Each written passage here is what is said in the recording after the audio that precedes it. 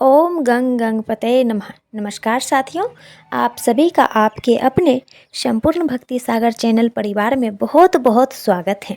अब सुनते हैं चौथ माता की कहानी। एक नगर में एक बूढ़ी माँ रहती थी। वह अपने बेटे की सलामती के लिए 12 महीनों की चौथ का व्रत किया करती थी। हर चौथ को पंसारी से थोड़ा सा गुड़ और घी लाकर 4 लड्डू बनाती, एक बेटे को देती, एक से पूजा करती, एक हथकड़ी के लिए निकाल और एक चांद उगने पर खुद खा लेती थी।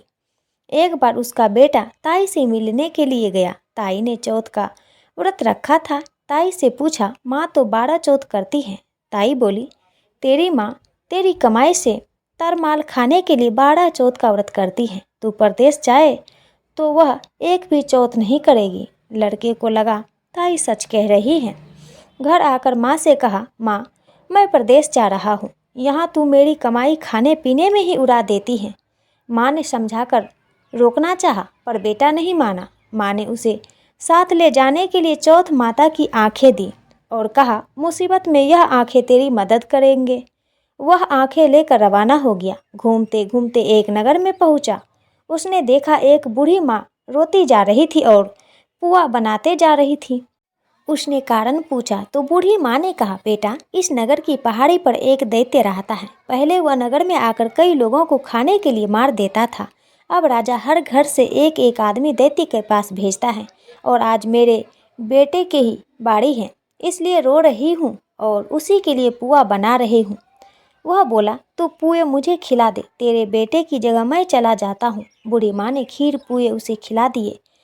खा पी कर वह सो गया। रात को राजा के सैनिक आए तो बूढ़ी माँ ने उसे भेज दिया।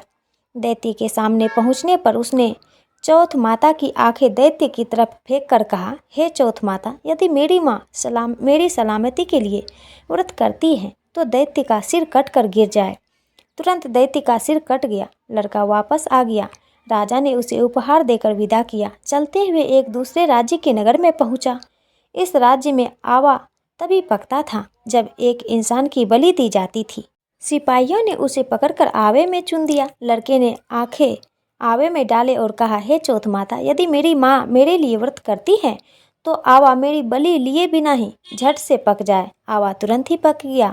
आवे में से मिट्टी की जगह सोने चांदी के बर्तन निकले। अंदर से लड़का बोला, बर्तन धीरे धीरे निकालना, मुझे लग नहीं जाए।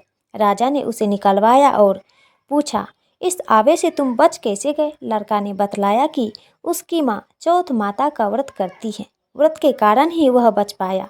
राजा को विश्वास नहीं हुआ। उसने एक चांदी की सुराही मंगवाई और कहा कि सुराही की नली से निकल कर दिखाओ, तभी मुझे विश्वास होगा। लड़के ने चौथ माता को याद करके आंखें सुराही में डाली और कहा कि मैं भबड़ा बनूं, सुराही से निकलूं।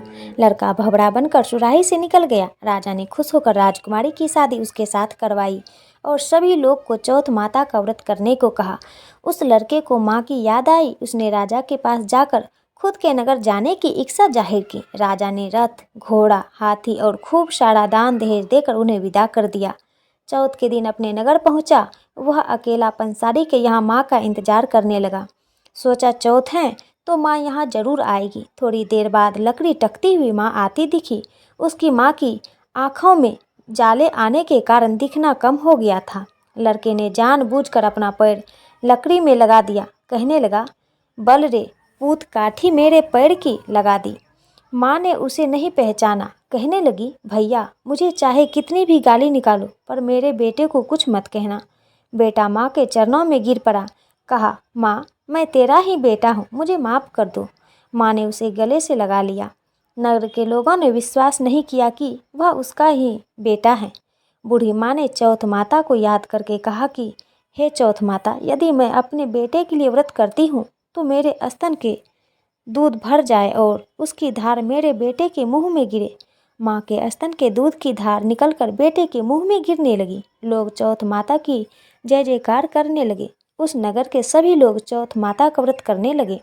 हे चौथ माता, जैसे बूढ़ी माँ और उसके बेटे की सहायता की, वैसे ही हमारे भी सहायता करते रहना। कहानी कहने, सुनने और हुंकारा भरने वाले पर कृपया करना। तो प्रेम से बोलिए चौथ माता की जय, भगवान गणेश की जय।